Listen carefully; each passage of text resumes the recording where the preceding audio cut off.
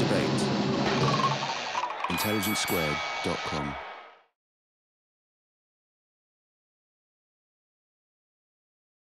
Speaking for the motion, the art market is the best judge of good art, we have Georgina Adam, art market journalist and correspondent for the Financial Times and the Art newspaper.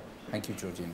Well, I never thought I'd face a lynch mob the way I'm facing tonight. It was a crucifixion in the case of Francis, and as far as I'm concerned, I hope that I'm going to get some of you to put your pitchforks away before the end of the evening. It's very simple what I'm going to talk to you about. I'm going to take the proposal, because I think that is important. Is the art market the best judge? And the second one of good art. So we've got two different things going on here. First of all, is the art market the best judge? Is price, because that's what we're talking about. We're talking about price. And I would say that the art market is like any market. It performs like any market.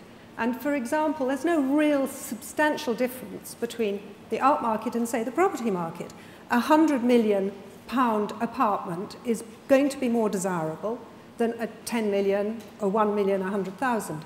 There will people if they're prepared to step up to the plate because they consider that is more desirable. And I think that the market ultimately makes those judgments and that the price actually is a metaphor for that desirability. I want you also, it's very important to know that when we talk about the art market, we're not just talking about the artists who I'm sure some people revile, other people think are wonderful, like Damien Hirst or Jeff Koons or Schnabel, for example. The art market is actually far bigger than that. It covers all sorts of materials. We're not just even talking about painting and sculpture, we're also talking about the decorative arts, about Chinese porcelains, we're talking about photography, and that the art market actually is the best way to take all of these different objects made in different materials, made in different cultures, made in different, in 2 or 3 millennia of art. And the art market is one, actually, these objects are all pretty individual, that sorts them out and gives them relative value. In fact, there have been studies that show that there is a correlation between what's good art and expensive art. There was a German professor who actually he gave points to artists who had exhibitions in a major museum, were collected by major collectors, and that they were referenced in various catalogues and books. And he did discover that there was a correlation. The more reputable you were, the higher your reputation, the higher your prices were. So it's not just something that we're looking at and thinking it's happening. It's actually factual. There is a correlation. Now, am I actually saying that the market is perfect? Absolutely not. I'm not saying it's a perfect market. Am I saying that it's not manipulated? All markets are manipulated. The art market functions like really any market. It's imperfect, but it is probably the best we've got. There are, of course, tragic blunders in some prices, particularly in contemporary art. We're very close to contemporary art. It's difficult for us to stand back enough. It will be future generations who will make those choices and who will dispose of some people and promote others. But I'm going to say to you that the market ultimately, long-term, over the whole market, the prices actually translate into the value, and that's a desirability. Now, in fact, Kenny mentioned the card players. Cézanne, $250 million, about 160 million pounds in British currency. It was recently sold. So this shock about the prices of art actually are not for a Hirst. I mean, this is an artist who I would imagine everybody in this room considers to be a very good artist. So, you know, this sort of proves the point that the market has actually filtered out the best. It's a bit like buses. You know, it used to be that you would wait ages and then 2 would come along. Well, with Leonardo da Vinci, who is not a painter that we see very often on the market at all, there are now 2 potentially on the market. One is the Salvatore Mundi that's going to be on show, and there's also a drawing. And their prices, the Leonardo, the painting, is sort of more or less, I mean, it may well be for sale one day, and it will be at sale for $200 million, which would also break a record. So the market there again will decide. There were famous prices in the past. Went, for example, to the highest price for a long time was set by a Leonardo. It was the Benoit Madonna that's now in the Hermitage. that was bought by the Tsar of Russia in 1914, and it set an absolute benchmark. It was considered an astronomical price at the time. It confirms my thesis that the best art, the most expensive art, is the best art, and the market has decided it. Now, if you come up, that was historical, if you come to today and look at the hit parade of art prices today, who's at the top? You've got Picasso, Monet, Renoir, Van Gogh, Rubens, Klimt even. So I don't think that anybody in this room would say any of them are bad artists. On the contrary, they're all good artists. The problem arises with contemporary art.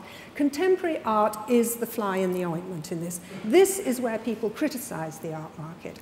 But what I'm going to say to you is that contemporary art has always been controversial. Veronese in 1573 was hauled up by the Venetian inquisitors because of his painting of the Last Supper. And they didn't like the inclusion, didn't like the way it was done, they didn't like the inclusion of Germans, they didn't like the inclusion of a parrot on somebody's shoulder. It was considered highly controversial. Contemporary art is controversial. And this is one of the reasons that it creates such a lot of fury on the subject. It's also been overvalued compared to other artists. And I found a nice little example of that. Meissonier, who was a French academic painter. I don't know how many of you have heard of Meissonier, but in my opinion, not too many. Meissonier, in 1887, one of his paintings was sold for £13,000. At the same period, 3 years later, a Tintoretto was sold to the National Gallery for £1,300, 1/10 of the price. Now today, Tintoretto is established as a great painter. Meissonier is completely forgotten. So contemporary art has always been expensive in its time. Long term, the art market sorts out the good and the bad. So that's the first part of my argument, is that it is a market and that long term it actually establishes what's good. And the other thing is this question of good, because we need to define what's good, and I think that it's important to establish that we live in a global world. And we live in a world in which, if you're Chinese, if you're Latin American, if you're Indian, you perhaps have a very different cultural import to what you're doing. So I think it's it's perhaps a bit limited for us to think, and I think most people here probably think that Western Renaissance art is the pinnacle. But we don't live in that world anymore, and I think it's important to think that. Now, in order to conclude, I would also like to say, if the art market is not the best judge of good art, who is? I'm terribly sorry, art critics. But our art critics, I'd like to remind you that Ruskin, the most famous lawsuit in history, opposed Ruskin to Whistler. Ruskin, the great art critic, who said, "I never expected to hear a coxcomb ask 200 guineas for flinging a pot of paint in the public's face."